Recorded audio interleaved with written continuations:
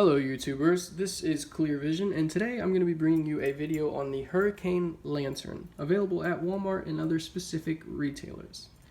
In this video, we're going to cover some of the pros, some of the cons, and some of the cleaning procedures for this specific lantern.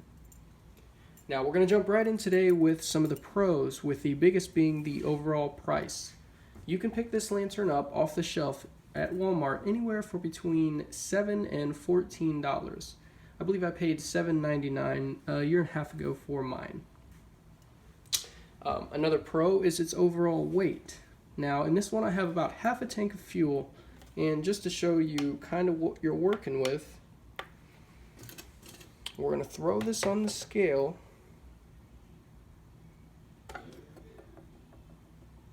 And there you have it. You are at just over a pound on the scale, or 18 ounces, and that's with half a tank of fuel. So overall, this is very packable. It stands just at a foot. For my pack's sake, I think it's pretty efficient. Now, some of the cons, obviously, are its overall structure. This is a very lightweight frame. It's stamped metal. The paint seems to hold up fairly nice. You get a little rubbing on the edges where it's obviously used quite a bit. However, I've been banging this around for a year and have not seemed to put a dent in it yet. I've dropped it a few times, and I'm pretty aggressive with most of my gear. So, other than that, I haven't really found very many cons. So let's go ahead and jump into some of the cleaning procedures. This breaks down very easily. So, to break it down, first of all, you've got a lever here, and this operates the canister. That's going to raise it, and you bring it out, and that's to lower it. Now, don't be fooled. You cannot take the glass out by using this. You simply lift the top hat, and the glass falls out the rear. It slides right out of its holder, and there you have it. The glass cleans up fairly easily. Like I said, I've had mine for about a year, and you can see some of the staining on it. Usually just take a rag and wipe it right out. So while we've got this open and the backrest off, let's take a look at some of the other functions.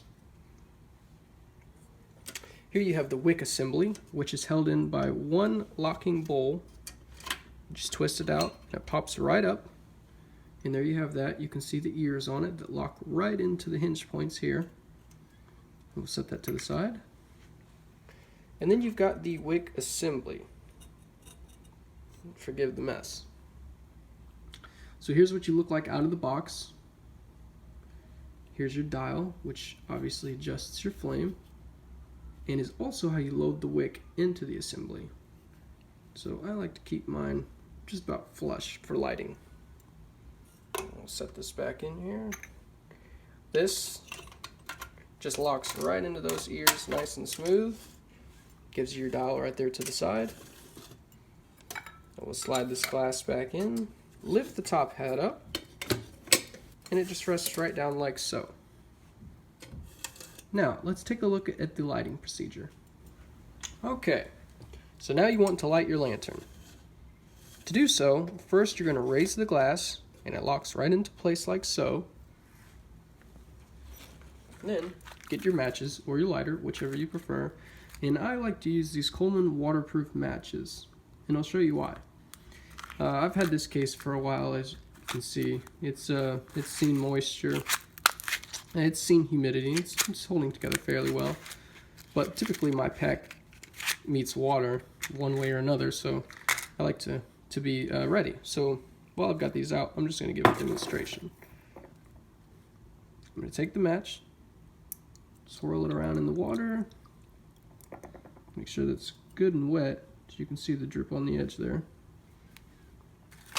We'll just take it right here and strike it across the face. Just like so. You've got fire. So now, I'm going to take my match, and I'm going to light my wick. And there you have it. So now, when I lit my wick, I had this just about flush down there. I've had the wick up and lit it before, and you get that really tall flame that's going to soot up your glass. It's going to create quite a bit of smoke out of the top of that hat. I don't know if you can see it there. It's just not a good situation. So I like to have it right about there. It's enough to get you lit. And we're going to drop the hat back down. Give it a little light. And there you have it. So let's give it a demonstration with the lights off.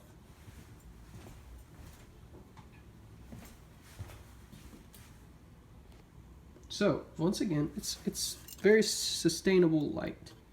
I'll go ahead and turn it up just a bit. Now at this medium level, you're not going to get a lot of smoke, you're not going to get a lot of soot, you're going to get a very bright light. Now, if you were to turn it up, you can immediately see the soot and smoke that you're going to produce from this lantern.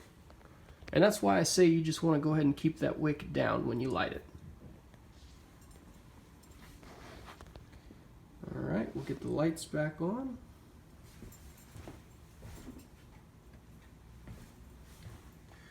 Now, for this specific demonstration, I used kerosene. You can burn many other fuels, diesel being one. Diesel burns a little bit more dirty. You're going to get a little more soot, you're going to get a little more staining on the glass, and you're going to get a little invasive smell, but it burns just the same. I would not recommend using gas. I've seen on some threads where guys swear by gas and at the higher grade levels, which I would definitely not agree with. You don't want to put anything really combustible in here, or you're definitely going to heighten your chances of an explosion. These lanterns do get pretty hot. They produce a good amount of heat. Denatured alcohol is another great one. I use it in one of my camp stoves, and it burns very hot and for a very long time. I would stick with kerosene. It's so widely available and cheap that you just can't go wrong with it. I believe I picked my 32-ounce jug of kerosene up from Walmart for $5, and you can get it anywhere from $4 to $8. And 32 ounces goes a long way in one of these small packable lanterns. And there you have it. This is the Hurricane lantern available at Walmart.